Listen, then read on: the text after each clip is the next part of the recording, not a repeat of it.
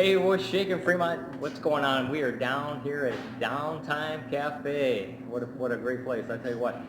I'm here with Bob Gross. How you doing, Bob? Good, Sonny.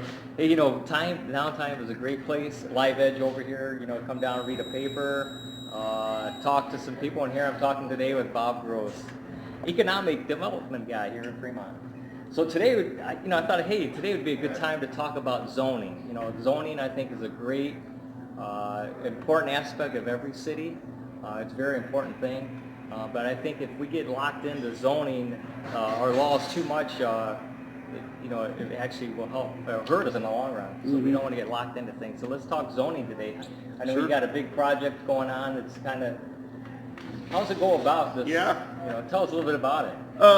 Well, zoning in general, not just for Fremont, but most cities, tends to be a contested issue. I think you can turn into the local news each night or pick up a local newspaper and find a different community debating zoning issues. And so we're here in Fremont no different than that. We have our own zoning challenges, and our recent zoning challenge involves Mulberry Street. So hoping today we may not be able to answer all the questions, but answer as many questions regarding Mulberry Street as possible. Right now, so I know you had a company do like a study recently. Sure. You just got the results back, and I know already, this as my wife being a realtor, there's such a need for housing here. Sure. Rental properties and housing. I know there's some new houses going out on the east side pretty soon, but I tell you what, it's hard to find a house here in the area. People want to move here, but there's not much here to offer. Supply and demand, we don't have much supply, and so those are a priority for the city, kind of address some of the housing needs. Right. And because it's a priority, we contracted with a company called DeSalvo Development, and they completed a housing study for the city of Fremont. And if you can see it, here's a copy of it.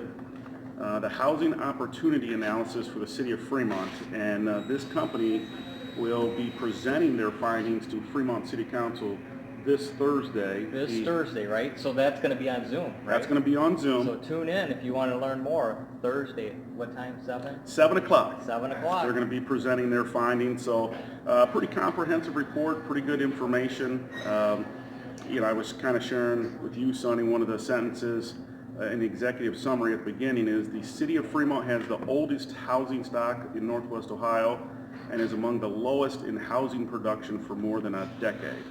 And so we're going to talk about what it is that we can do to address some of our housing need here in Fremont, because I feel confident saying housing is really a crisis. Yeah, I'm very interested to hear that this Thursday. Wow. So the zoning project going on, well, now show us the steps here that's going to be for this Mulberry Street that they need to know. Right. So we'll just be honest and talk about Mulberry Street. For those that don't know the extent of it, there are some apartments on Mulberry Street. There's a vacant lot next to those apartments. The gentleman that owns those apartments has bought the vacant lot next door and would like to build more apartments.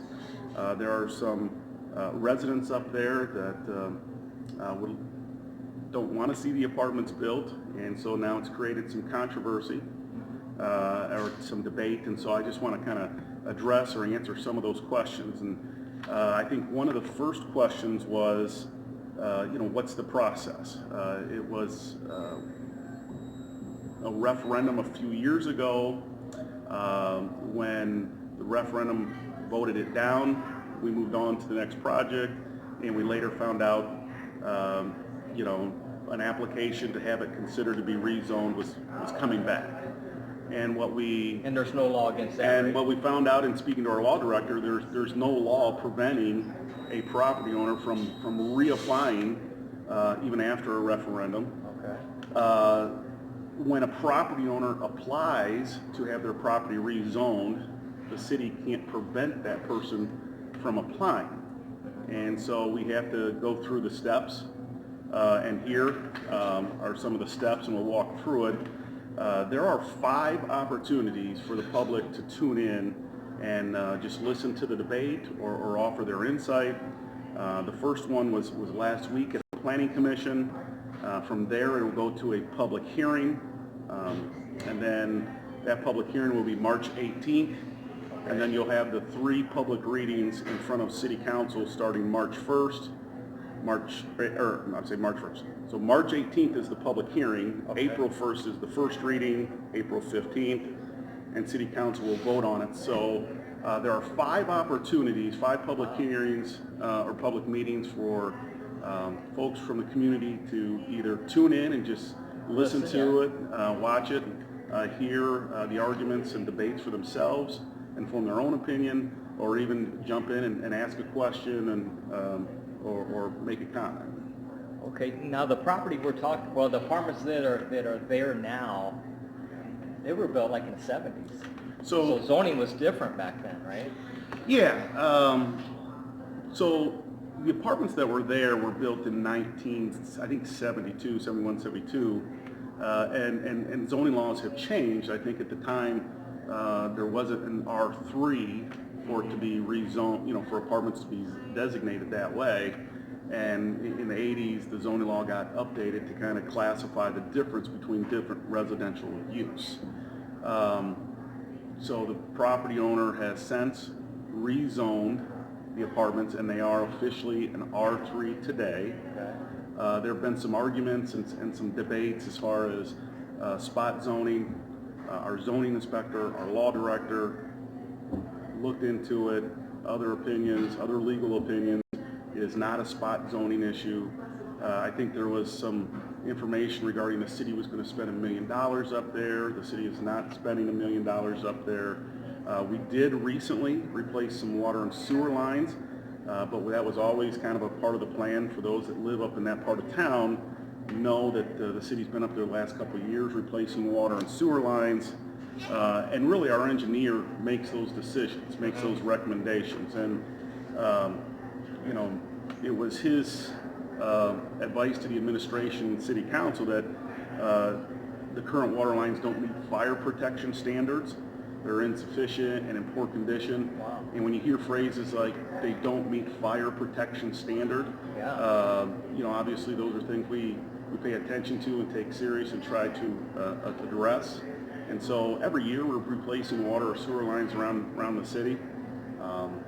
But that was done for the whole length of Mulberry Street, and that was done, just because it was needed to be done. Mm-hmm. Right. Wow. See, that's important stuff. The fire hazards and things like that. The water pressure, is that what they're referring to? Yep. Water pressure, water capacity for the fire hydrants. Okay. Wow. Yeah. So that's important stuff for the whole street there. I know that you've been doing. The city has done work like on Chestnut and Gibson, that area. So that's just We've been part on of that Sandusky section. Avenue and Chestnut. I think 4th Street, and you'd probably have to ask Ken Frost or Bob Ward, our safety service and water sewer maintenance guys. I can't remember all the streets, but I know we've been up there quite a bit the last few years. So the main thing we learned today, I think, is we got 5 opportunities. Mm-hmm. 5 opportunities, you guys, to hear from the public has an opportunity to say what they, speak their piece, Mm-hmm. more or less. Complaints, comments, back and forth. Right. I think it's, and it's more than just city council. Zoning issues is considered legislative, and so the deciders in a zoning issue is really our members of Fremont City Council. But before it gets to city council, the city's planning commission, which consists of 5 people, review it and then make a recommendation, and they've recommended the zoning change. The city has a housing advisory board of some folks, 8 people there, that have looked at it and recommended the zoning change to occur. So before it even gets to city council to decide, there's a lot of eyes and a lot of people that are familiar with housing and some of the city's issues to kind of review it. So it's not, so there, if you look at the process, 5 public meetings for people to weigh in or listen to, a couple different committees or boards to review it, make formal recommendations, and then then there are 7 members of city council that will cast a vote on this, and one way or the other. So it is a long, lengthy process with a lot of eyes, people reviewing it, and then making recommendations, and ultimately city council will make a decision. All right. Well, thanks a lot, Bob, for your time. I hope this kind of shed some light on the process. And tune in Thursday, right? City Council, 7 o'clock, and you hear the presentation, and then follow along. So thanks a lot, Bob. Thank you, Sonny. All right, we'll see ya.